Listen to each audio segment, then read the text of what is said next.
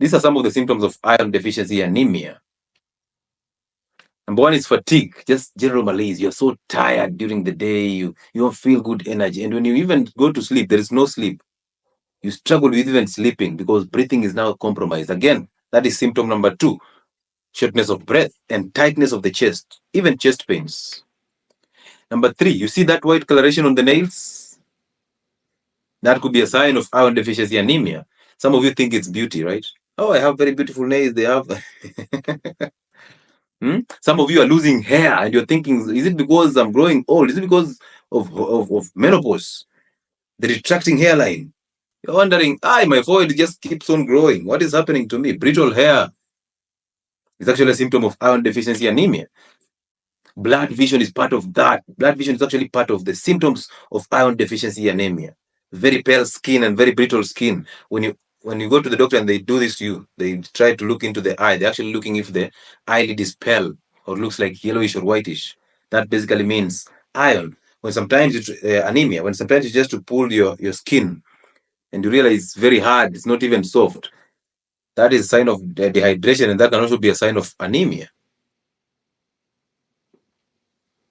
Lack of cognitive function. Sometimes you're trying to study, and studying requires a lot of energy and a lot of basically oxygen.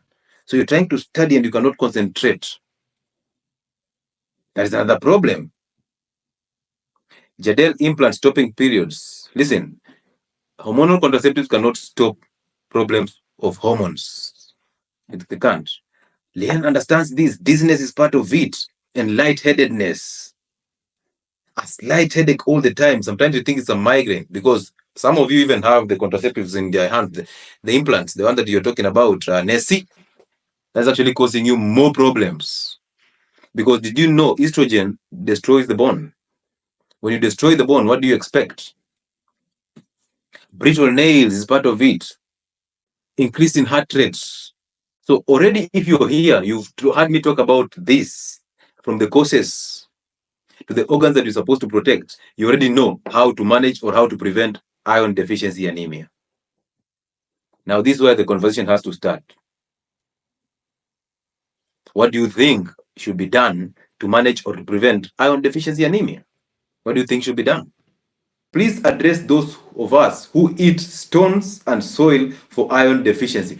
Why did I even forget that? That cravings of crazy things are actually a symptom of iron deficiency anemia. But of course, eating soil can also be a deficiency of magnesium. But yes, it's the high craving of the soil and all this is actually iron deficiency.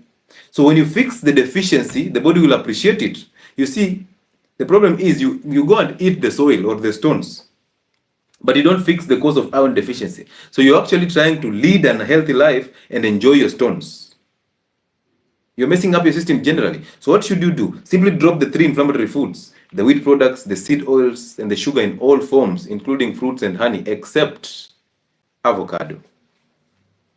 Once you drop those, your gut starts to heal. The wall starts to come back. You start fixing the gut. Once you fix the gut, now it becomes easier for you to absorb. Now you can start eating healthy foods. So at least you have to start somewhere. Drop the inflammatory foods. After dropping the inflammatory foods, now it's time for you to move and step a step higher and start enjoying the healthy foods. Eat the liver, organ meats in plenty. Eat red meat. Eat all red and white meat in plenty. Make them fatty meats. Eat green leafy vegetables. Eat the eggs plus the yolks. Make them organic eggs. Eat chicken plus the skin.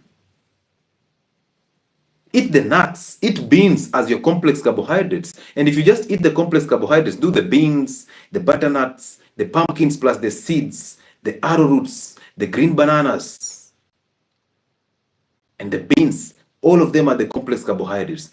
Most of them have rich sources of folate. Like beans are rich sources of folate. Eat fish, eat salmon, eat sardines, aka omena.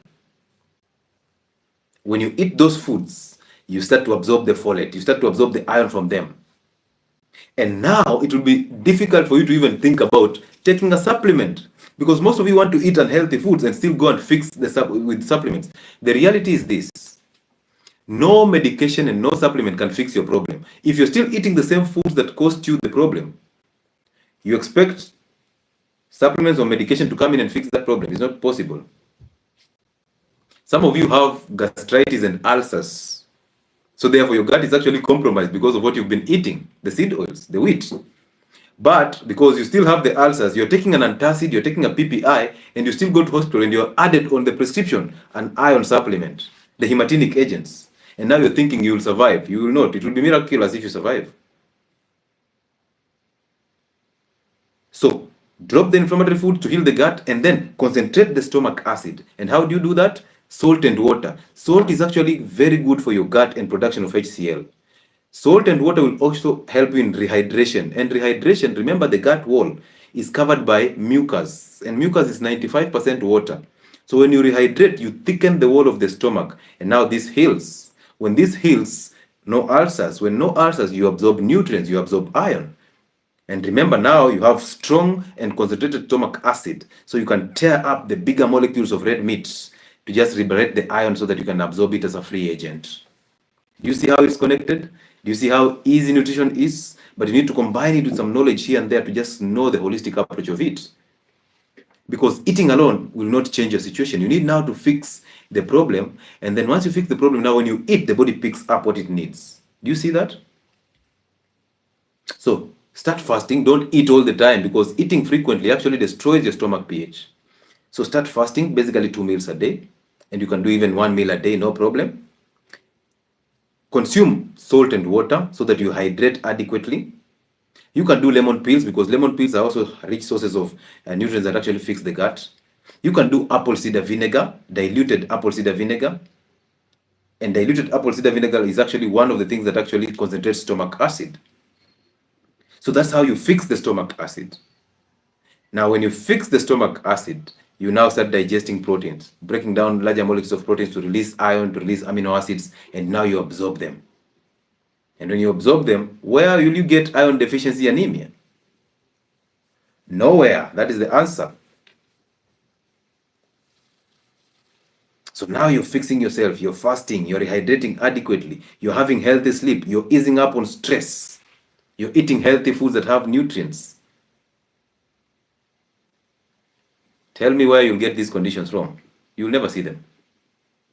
Tell me if you'll ever take an iron supplement. But because you don't want the long route, you want the easier route. Simply understand, this channel does not fix your problems instantly. No, this is a channel that exists to help you in holistic approach of healthcare. It takes time, but the beauty about the body is it always heals. Once you stop eating the unhealthy foods, the body heals.